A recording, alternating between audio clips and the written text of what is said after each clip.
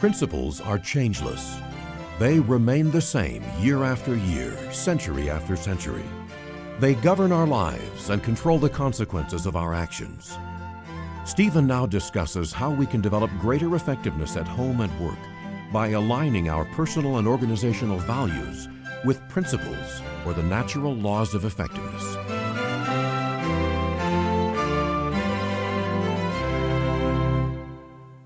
For a moment, let's think now what the real nucleus of each of these habits is. It is a principle. Let's think about what that means, principle. You see, a principle is the actual reality, like the law of gravity, of the way things are.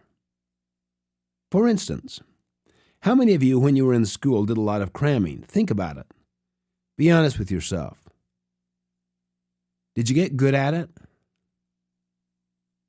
Now, have you ever worked on a farm? Did you ever cram on the farm?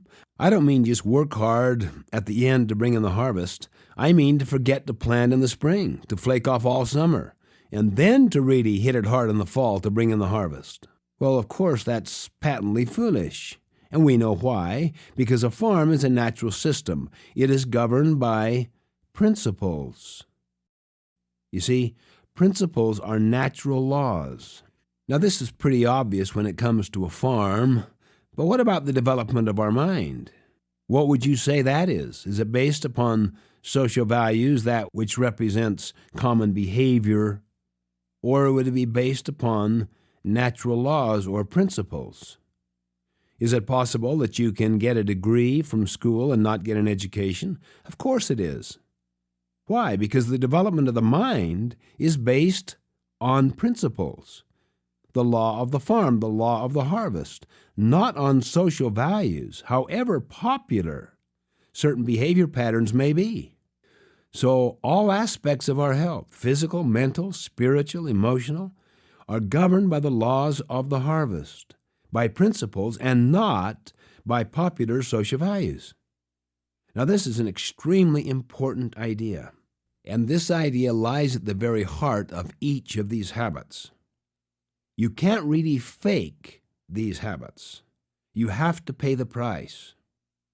You can't fake any true growth and development. We're dealing with principles, with realities. You see, in a sense, we are not in control. Often the popular social language is get in control. You are the master of your own destiny, when in fact we are not in control.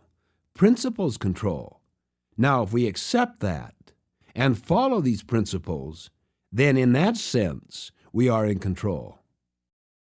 In that sense, we are the master of our destiny. But that is a humility sense, because it respects that principles ultimately govern, not social values. We control our actions, but the consequences that flow from those actions are controlled by principles. As Abraham Lincoln once put it, people will pass away, but principles never will. Principles live on forever. This is why we believe so much in the Eastern statement, give a man a fish and you feed him for the day. Teach him how to fish, you feed him for a lifetime. See, even though you may teach someone a practice, something to do, always try to teach the principle which underlies that practice, that action. Because you see, the situation may change, and the practice may no longer apply, but the principle will remain constant.